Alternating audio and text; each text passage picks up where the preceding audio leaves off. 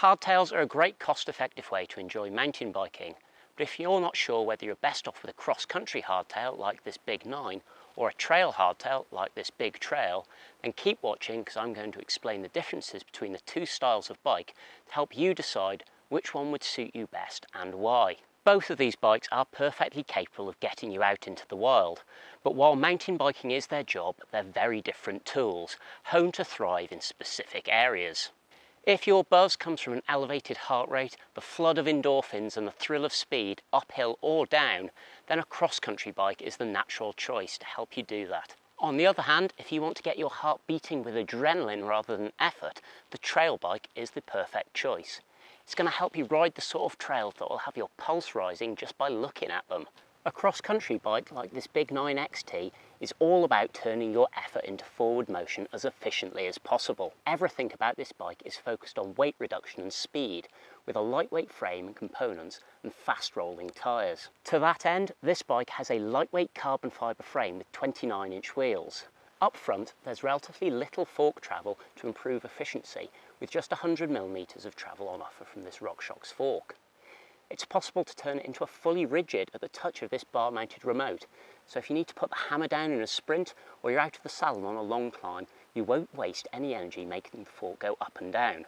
That's energy better spent making you go forwards fast. These tyres have a very low profile tread pattern, and they also have a very thin, supple casing, so none of your energy is wasted as drag.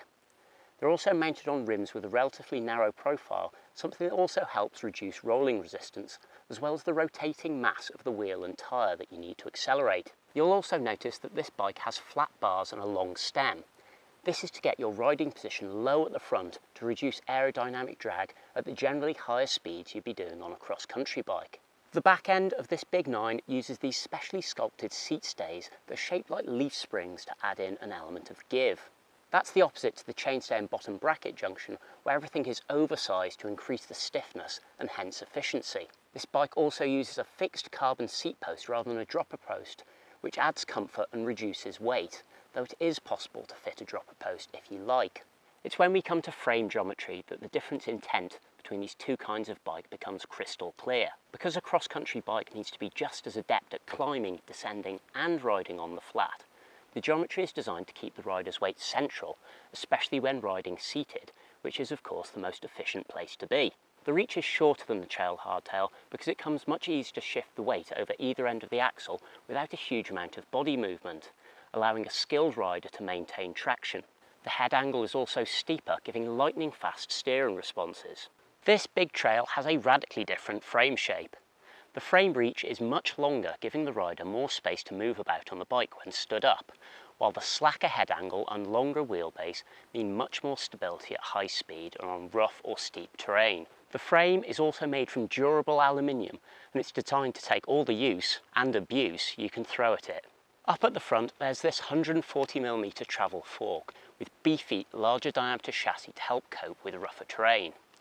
The bike still uses 29-inch wheels, but both the tyres and rims are larger diameter and the tread pattern is much more aggressive for grip at the expense of rolling speed. A wide riser handlebar gives extra leverage in the corners, and it's paired to a short stem for rapid steering reactions, a combination that also gives a higher, more upright riding position, which is great to stop you getting pitched over the bars on steep trails. The bike comes with a long travel dropper post as standard, and the low standover height means it's easy to get your weight low down, which can make all the difference on tricky trails. The big trail also has a pretty steep seat angle to offer a good seated climbing position, despite all that extra reach out in front of you. Both bikes use a wide range single ring drivetrain and powerful hydraulic brakes, though the big trail has larger diameter rotors for increased power at the expense of weight. Basically, all the kit on the trail bike is built around durability, while the cross-country bike is all about reducing weight. While all these differences are relatively small on their own, they all add up to two radically different riding experiences. If you want to hit technical rough trails and your kind of riding is best described as winch and plummet, then the trail bike is going to be your natural partner. It's built to be burly, so if you don't mind a little bit more effort on the climbs, it will more than reward you on the downhill, making it ideally suited to sessioning tracks, getting your lines perfect and going harder and faster each time. Obviously, all this means a little bit more risk of falling off, which is why baggy kit and knee pads are the trail rider's uniform. If you're all about covering the maximum amount of distance and doing it all at warp speed, then a cross-country bike makes the most sense for you.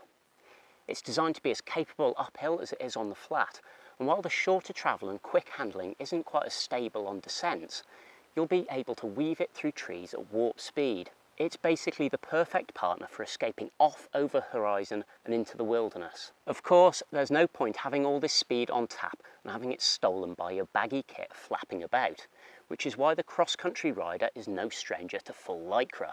Even a helmet peak and leg hair can get removed in search of shaving seconds off your personal best.